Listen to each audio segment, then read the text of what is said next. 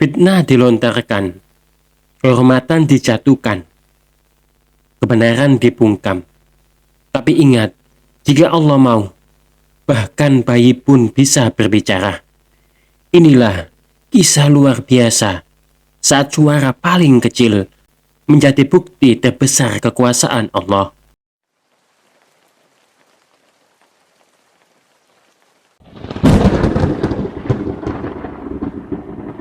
Assalamualaikum warahmatullahi wabarakatuh.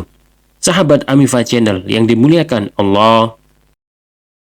Dalam sejarah Islam, terdapat peristiwa luar biasa yang menunjukkan kekuasaan Allah.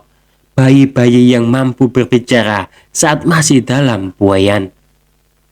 Kejadian ini bukan dongeng, melainkan mukjizat dan tanda kebesaran Allah yang terjadi pada beberapa bayi terpilih. Maryam adalah seorang perempuan yang terkenal sangat menjaga kesucian dan kehormatannya. Ia hidup dalam ketaatan, rajin beribadah, dan menjauh dari perbuatan maksiat. Suatu hari, Allah mengutus malaikat Jibril untuk menyampaikan kabar yang sangat mengejutkan. Maryam akan mengandung seorang anak tanpa pernah disentuh oleh laki-laki. Anak itu kelak menjadi nabi besar bernama Isa. Maryam terkejut dan takut. Ia berkata, "Bagaimana mungkin aku punya anak, padahal tidak pernah ada seorang laki-laki menyentuhku?" Namun Allah menegaskan bahwa hal itu mudah baginya. Maka terjadilah kehamilan yang penuh keajaiban. Saat Maryam melahirkan, ia kembali ke kaumnya dengan menggendong bayinya. Wajah-wajah manusia berubah tajam. Mereka mencemooh dan menuduh Maryam dengan tuduhan yang sangat keji. "Wahai Maryam, sungguh engkau telah melakukan sesuatu yang sangat keji." Hati Maryam hancur, air mata membanjiri pipinya. Ia tahu, sekeras apapun ia membela diri, mereka tidak akan percaya. Maka ia melakukan sebagaimana perintah Allah. Ia hanya menunjuk kepada bayinya. "Bagaimana mungkin kami berbicara dengan bayi yang masih dalam buayan?" Lalu dengan izin Allah, bayi itu berbicara. Suaranya kecil itu terdengar jelas, penuh ketegasan. "Sesungguhnya aku ini hamba Allah. Dia memberiku kitab dan menjadikanku seorang nabi. Dia menjadikanku penuh berkah dimanapun aku berada. Dan dia mewajibkan kepadaku sholat dan zakat selama aku hidup. Dan dia menjadikanku berbakti kepada ibuku." Suatu hari, ketika sedang menyisir rambut, sisirnya terjatuh dan spontan ia berkata, "Bismillah." Putri Fir'aun terkejut dan bertanya, "Apakah kamu menyebut nama ayahku?" Dengan tenang Siti Masyito menjawab, "Bukan, aku menyebut nama Allah, Tuhanku dan Tuhan ayahmu." Ucapan itu sampai ke telinga Fir'aun. Murkalah Fir'aun. Murka luar biasa menyala dalam dadanya. Ia tidak biasa menerima bahwa ada orang beriman selain dirinya yang mengaku sebagai Tuhan. Fir'aun memerintahkan agar Siti Masyito dan anak-anaknya ditangkap. Ia menyiapkan sebuah kuali besar berisi minyak mendidih sebagai siksaan bagi siapapun yang menolak mengakui dirinya sebagai Tuhan. Satu demi satu, anak-anak Siti Masyito dilempar ke dalam kuali. Hatinya hancur, air matanya mengalir deras, namun imannya tak goyah. Saat tiba giliran bayi terakhirnya, Siti Masyito mulai gemetar. Bukan karena takut pada api, tapi karena naluri seorang ibu yang teriris melihat bayinya akan dilempar ke dalam kuali. Di saat itulah terjadi mukjizat besar. Dengan izin Allah, sang bayi berbicara, "Wahai ibu, bersabarlah, engkau berada di atas kebenaran." Nabi Yusuf dikenal sebagai pemuda yang sangat tampan, berakhlak mulia, dan menjaga kehormatan dirinya. Namun, ia diuji dengan cobaan berat ketika istri dari pejabat Mesir, yang dalam banyak riwayat dikenal sebagai Zulaikha, berusaha menggoda beliau. Ketika Nabi Yusuf menolak dan lari menuju pintu, sang wanita berusaha menahannya dan merobek bajunya dari belakang. Pada saat itulah sang suami masuk ke dalam ruangan.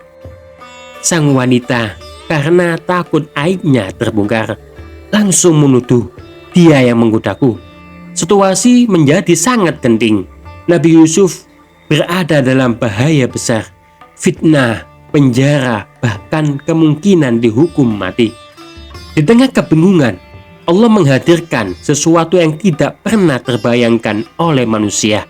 Seorang bayi kecil yang masih berada dalam buayan tiba-tiba berbicara. Bayi itu bersaksi dengan suara yang jelas.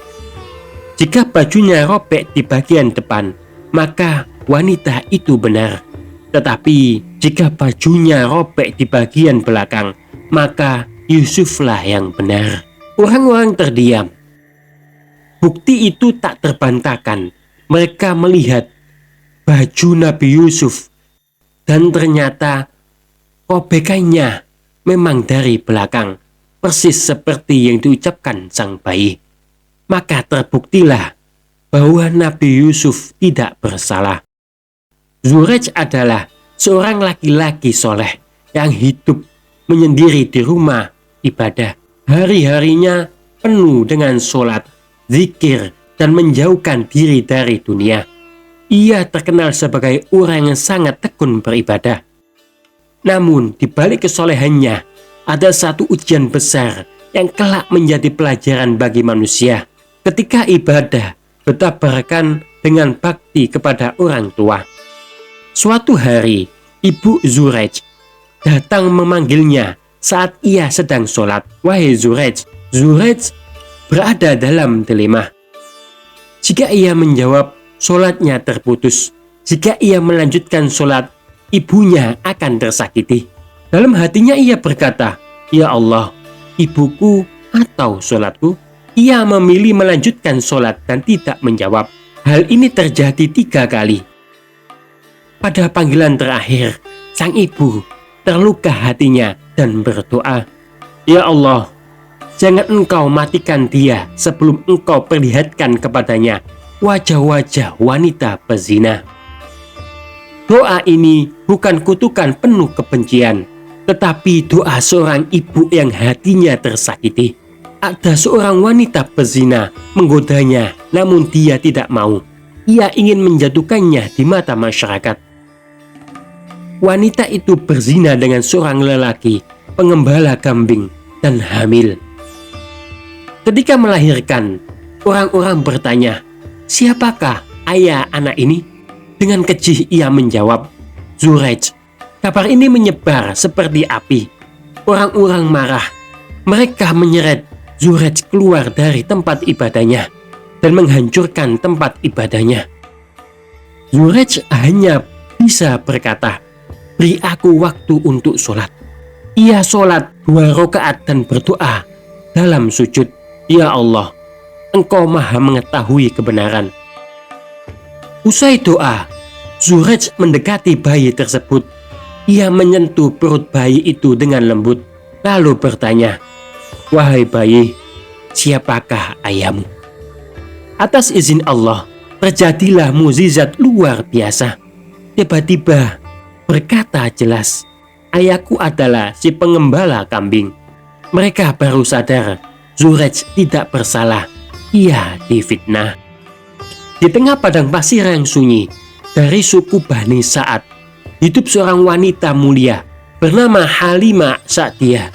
Ia menjadi ibu susuan Nabi Muhammad SAW, merawat beliau sejak masih bayi hingga masa penyapihan.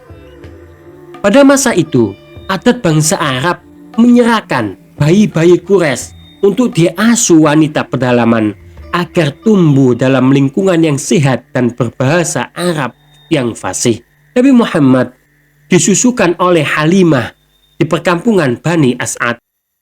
Sejak beliau berada di rumah Halimah, keberkahan luar biasa mulai tampak. Unta dan kambing Halimah menjadi gemuk dan banyak susu. Ladang menjadi subur. Dan saat wilayah lain dilanda kekeringan, rumah Halimah penuh keberkahan dan ketenangan. Dikisahkan dalam sejumlah riwayat, ketika Nabi Muhammad memasuki masa penyapihan sekitar usia 2 tahun, terjadi peristiwa yang menakjubkan. Suatu hari, Halimah Sa'diyah melihat Nabi kecil duduk tenang, wajahnya bersinar lembut. Tiba-tiba dari lisannya yang masih kecil itu terdengar kata-kata yang bukan berasal dari bayi biasa. Beliau berkata, Allahu Akbar kabirah, Subhanallah bu'ratan wa asilah. Yang artinya, Allah Maha Besar, dengan kebesaran yang agung, Maha Suci Allah, pagi dan petang. Halimah terdengun, ia gemetar dan takjub. Air matanya jatuh, ia tahu anak yang sedang diasuhnya ini bukan anak biasa. Allah bisa menolong siapapun dari cara yang tidak pernah kita bayangkan. Ketika manusia tidak mampu berkata, Allah membuat bayi berbicara. Dan mungkin hari ini bukan bayi yang berbicara, melainkan kisah-kisah ini yang Allah jadikan suara untuk menyadarkan hati kita.